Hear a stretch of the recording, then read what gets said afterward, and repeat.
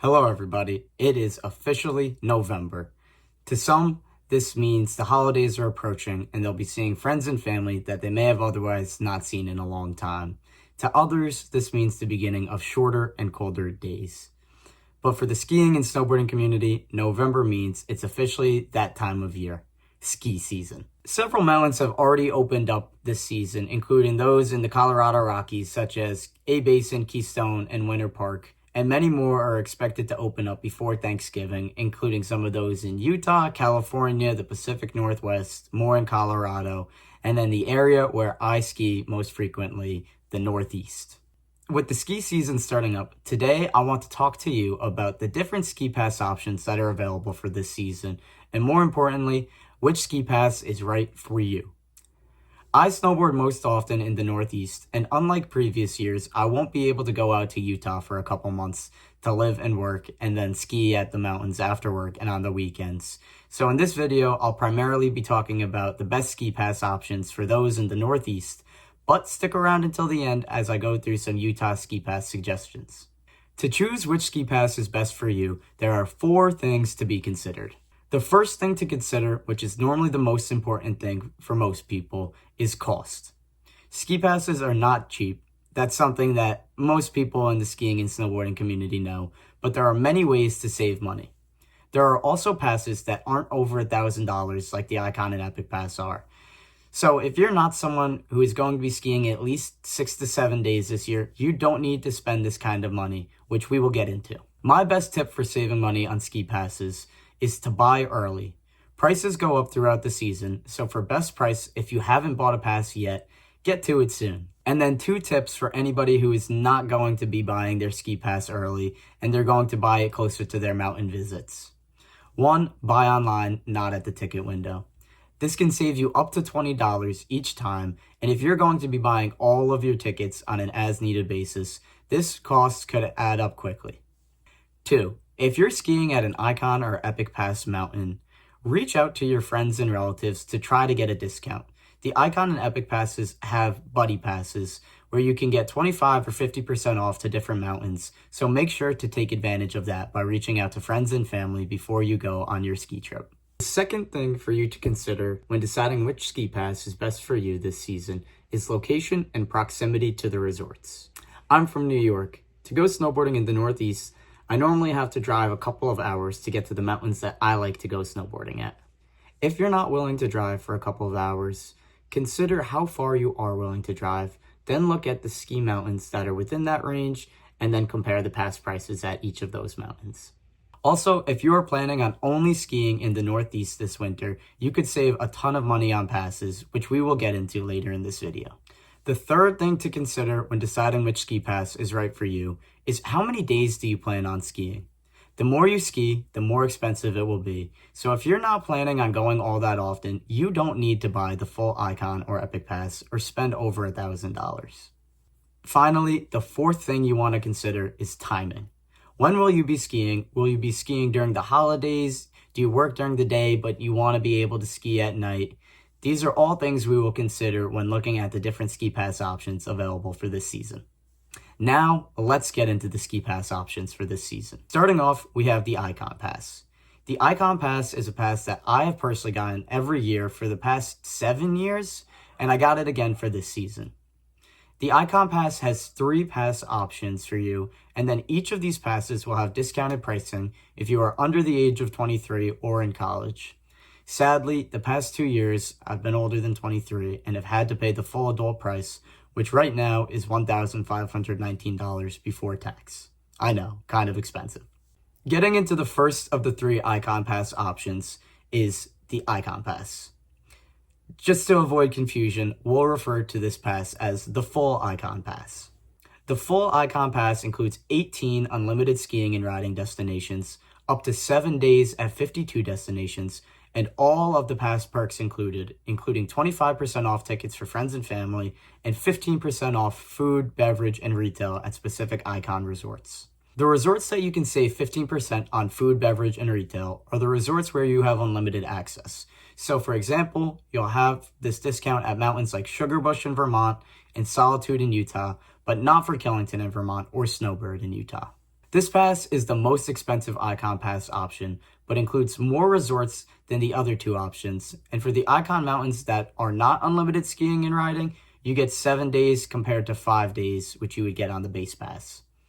You also have the option to ski during the blackout days, which are December 27th through 31st, January 17th and 18th, and February 14th and 15th.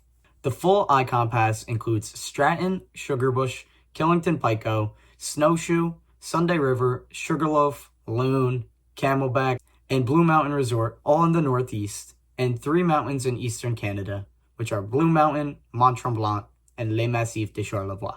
This gives you a bunch of different high-quality resorts to choose from across Vermont, New Hampshire, Maine, Pennsylvania, and even as far south as West Virginia, along with just across the border in Ontario and Quebec. Unfortunately, there are no New York mountains on the pass this year, since Wyndham is now a private mountain and left Ikon effective this season.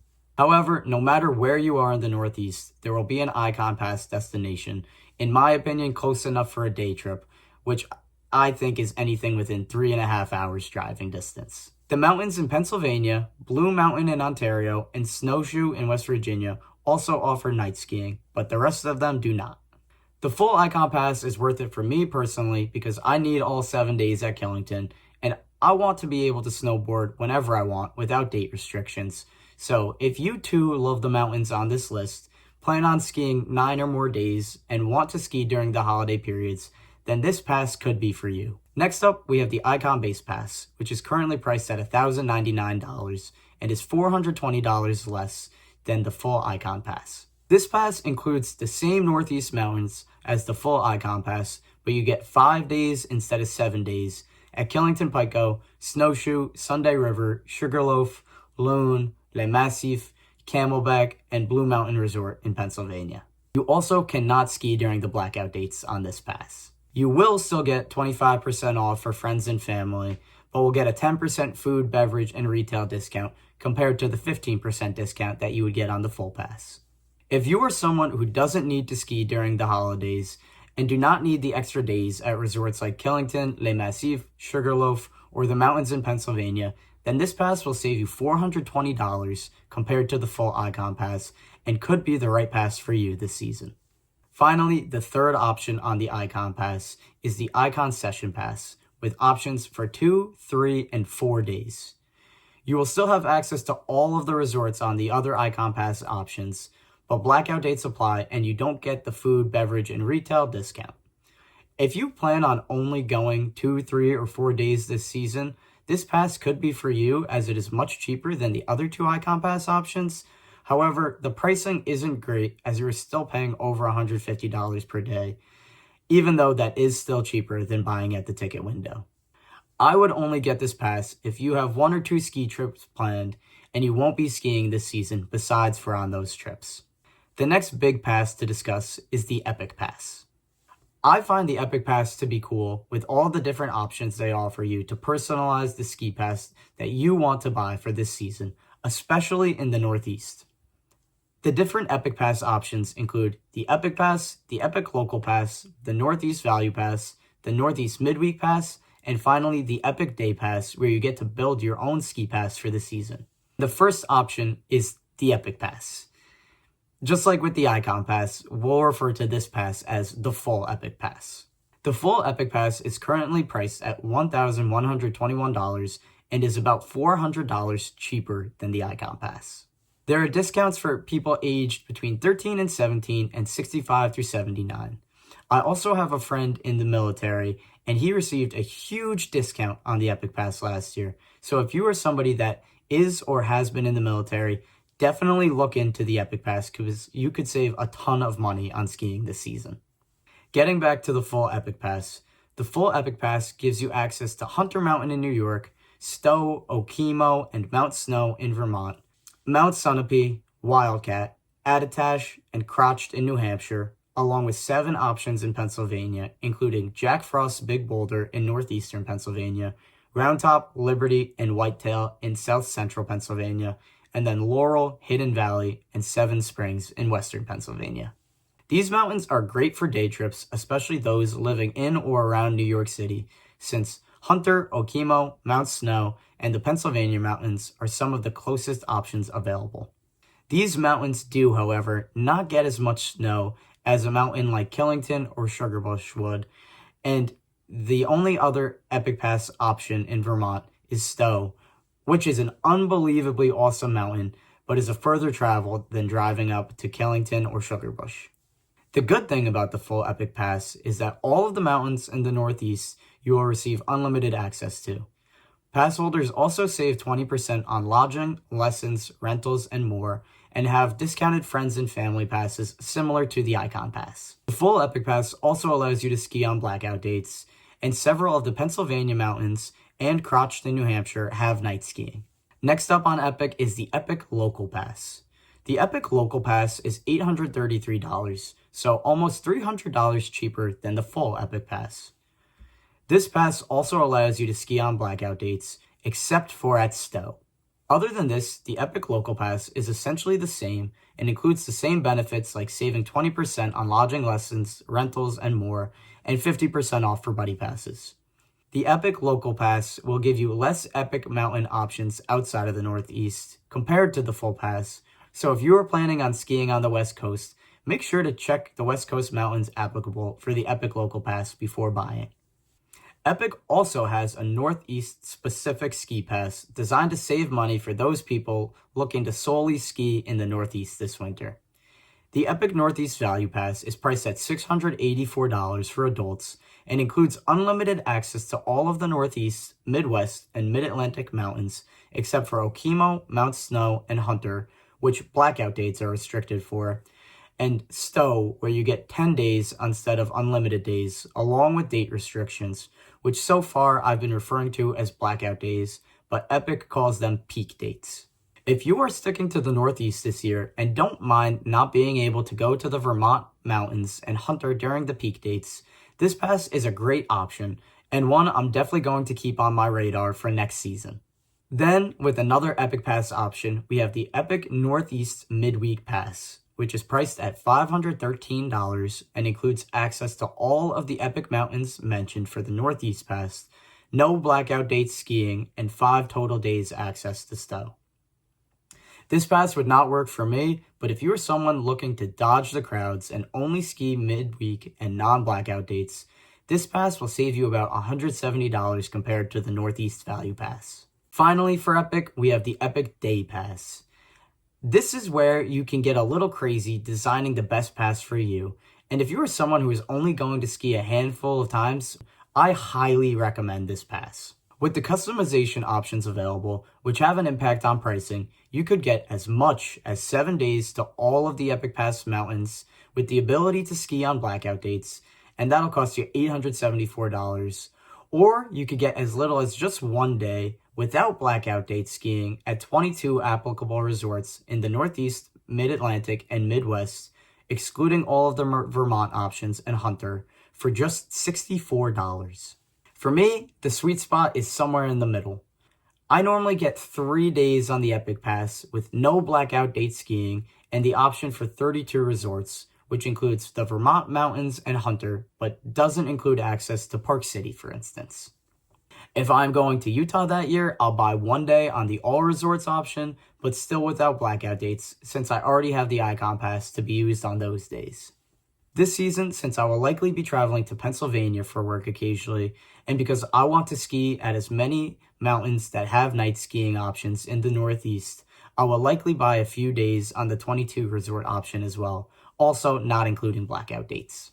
If you are looking to ski only 1 to 7 times this season and want to personalize your pass to save some costs, then this pass is a great option. I also highly recommend anybody with an Ikon Pass or maybe a season pass to another mountain to purchase a couple of days on the Epic Day Pass. I do this just in case a friend or family member wants to ski at an Epic Pass mountain, or if I want to switch it up a little and ski a new spot, because the price per day you get when buying the Epic Day Pass is much less than what you'll end up paying at the ticket window. Epic Pass prices go up on November 16th, so if one of these Epic Passes sounds right for you, don't hesitate and buy soon. Another pass I wanted to bring up briefly is the Indy Pass. The Indy Pass gives you 3 days access to a large selection of typically smaller, but all of which are privately owned resorts across the country. A notable mountain on this pass in the Northeast is Jay Peak in Vermont, which for a large portion of last winter led all U.S. mountains in total snowfall, including all of the mountains in Colorado, Utah, and Washington.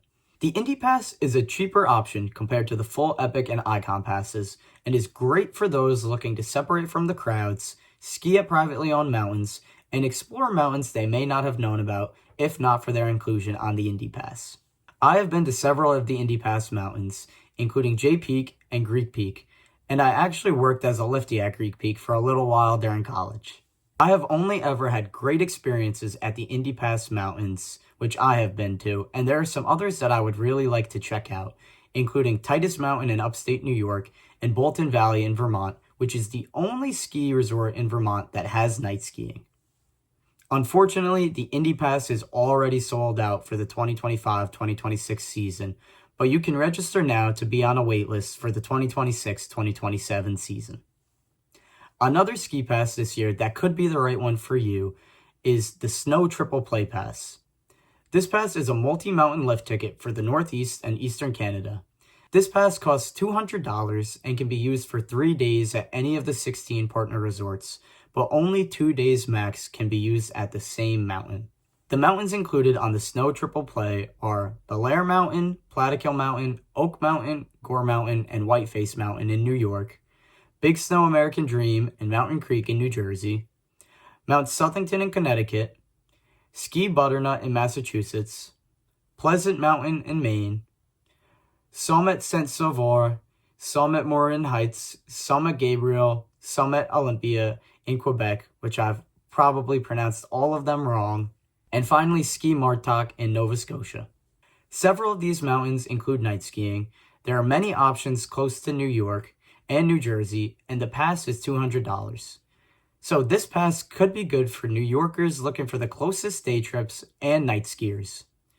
Gore and Whiteface are also awesome mountains, which I think are extremely underrated, so I also think this pass would be worth it if you are looking to ski Gore or Whiteface this year. This pass is a sneaky good option for someone looking to ski up to 3 days, buy 2 passes and ski 6 days, or someone who maybe has another pass and is looking to have some more mountain options. That covers all of the Northeast conglomerate passes that I wanted to discuss. Before jumping into some other pass options, I wanted to quickly talk about skiing in Utah and specifically Salt Lake City. All of the mountains near Salt Lake City are amazing, including Snowbird, Brighton, Solitude, Snow Basin, Alta, Deer Valley, Park City, and Powder Mountain.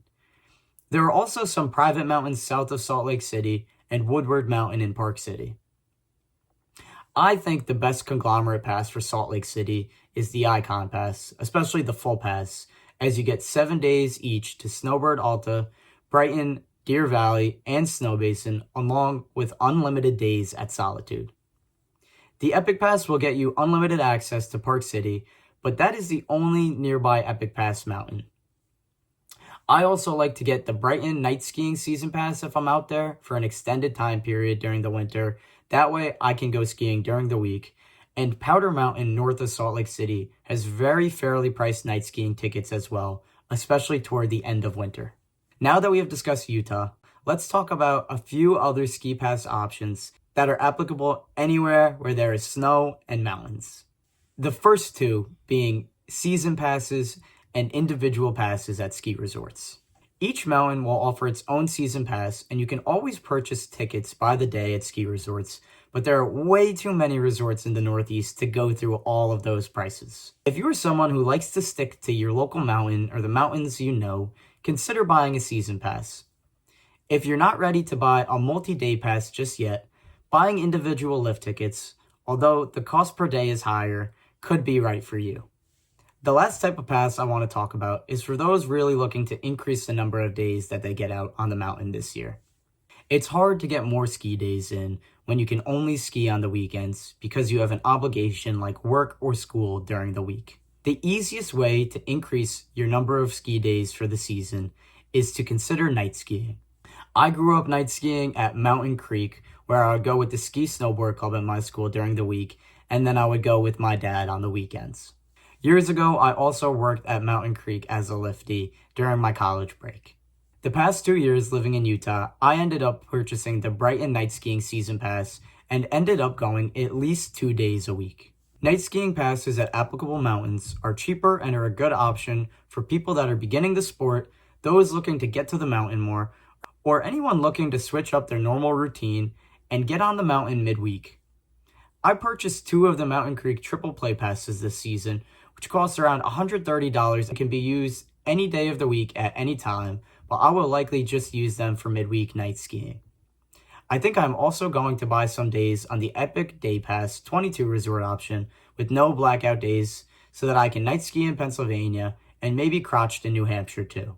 There are tons of night skiing options in the Northeast, especially in New York, New Hampshire, Massachusetts, Canada, New Jersey, and this season I'm going to get to as many of these mountains as possible and determine where the best night skiing spots are. So if you're interested in this too, subscribe to the channel to see where the best night skiing options are in the Northeast. Along with the night skiing mountains, I am also trying to get to every Northeast Ikon Pass mountain this year. To give my final thoughts on Northeast ski pass options, I think everyone should consider the Epic Day Pass with all of its customizations. The Snow Triple Play Pass appears to be a good value pass for someone in New York looking to go 3 days this season or have as a secondary pass. The full Ikon Pass is the most expensive, but is great for someone looking to ski over 7 days this year with trips outside of the Northeast in mind, someone who does not want to worry about blackout days, or someone who really just loves Killington or some of the other Northeast mountains on the pass. For me, the Ikon Pass is great because Killington is the best day trip on any of the passes. Stratton is unlimited and even closer than Killington, and Sugarbush is an unlimited hidden gem in Vermont. I also take trips up to Sugarloaf, and with travels to Salt Lake City in mind and having Solitude, Brighton, Snow Basin, and Snowbird all within an hour of Salt Lake City, the Ikon Pass is best for me, but with its high price, it is definitely not right for everybody. The Epic Pass seems to be the best for those in southern New England or New York City looking for a quick trip to a larger mountain, such as those in southern Vermont and Hunter and the Catskills. You should get the Epic Pass if you like the Northeast mountains on this pass, want to save money compared to Ikon, and you want to take a trip outside of the Northeast. If you plan on sticking to the Northeast and want to visit Epic Pass mountains, I suggest getting the Epic Local Pass if you want to ski whenever you want, including on those blackout days, and the Northeast Value Pass if you are looking to save some extra money and can avoid the Vermont mountains and Hunter on blackout dates. I'm Team Ikon really because of Killington and historically because Wyndham has been on the pass and that's in New York and pretty close to me. But the Epic Pass options and the Snow Triple Play Pass are more cost effective and seem to be better for those looking to stay closer to home in New York City, for example. Epic seems to also have the best options for those living in Pennsylvania. No matter what people tell you, there is not one best pass for the ski season.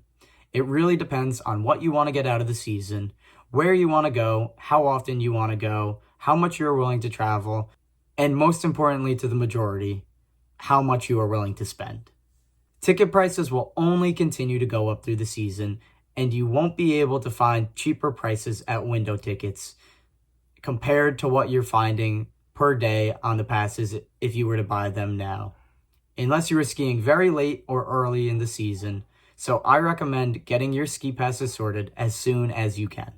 Having one of these passes personally motivates me to go skiing more since I feel like it's already paid for and I'm making money every time I go to the mountain, and it may have that same effect on you. Let me know in the comments if there are any ski passes that I missed for the Northeast this year and which pass you will be getting this season.